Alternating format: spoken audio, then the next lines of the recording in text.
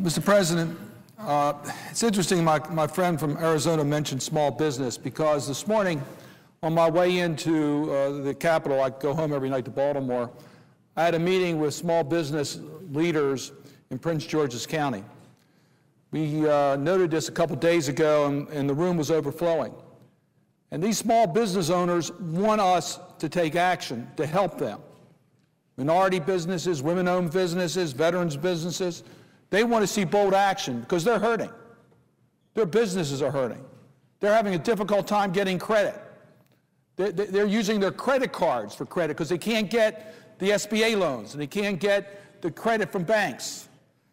And in this legislation, there is help for small business. Procurement from the federal government, there's provisions in this legislation that will make it easier for them to get the 7A loans and the 504 loans by eliminating the cost over, so that it'll be less expensive for small businesses. The bottom line, Mr. President, is that the American people are looking for us to have bold action, to give our new president, President Obama, the tools that he needs to get our economy back on track. In Maryland, we have lost jobs, as you have around the rest of the country. Nationwide, we've lost over 600,000 jobs last month, over 1 million jobs in the last 2 months. Foreclosures are at record numbers, still at record numbers. Businesses are closing their doors. Consumer confidence is at an all-time low. We need to take action. The American Recovery and Reinvestment Act will create jobs. In my state, it's estimated to be 66,000 jobs. It will provide tax relief for 2.2 million Marylanders, $800. It will provide for the American Opportunity Tax Credit for 53,000 Marylanders, which will help them pay for college education for their families. It will increase unemployment insurance for the 242,000 Marylanders who are unemployment by $100 a month. It will help modernize 138 schools in my state. Nationwide, we will double the renewable energy capacity of America. We will computerize medical records, which will make it safer for patients and less expensive. We'll build roads and bridges, the most expansive public infrastructure efforts literally since President Eisenhower. I am very pleased that the final bill includes the Mikulski Amendment that will help auto sales by allowing taxpayers to deduct the cost of the sales tax.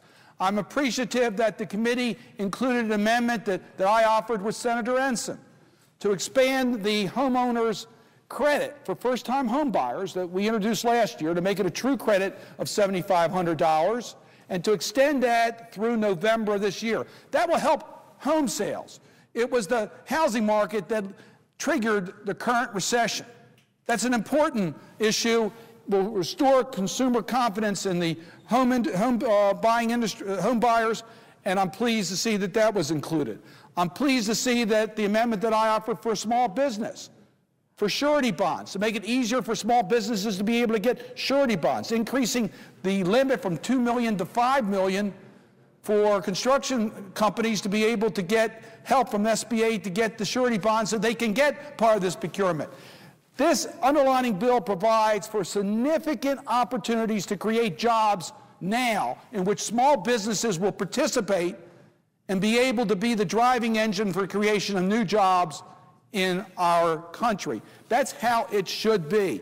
We need to take action in order to expand job opportunity now and make the type of investments so America can compete in the future.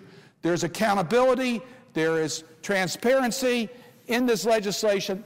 Mr. President, I have confidence that we're going to pull out of this recession and America is going to continue its economic strength, but let us give the tools to President Obama that he needs so that we can answer that person who talked to me this morning, the small business owner who has to use their personal credit cards in order to get a loan to keep his business open because he can't get a loan from the bank even though he is credit worthy.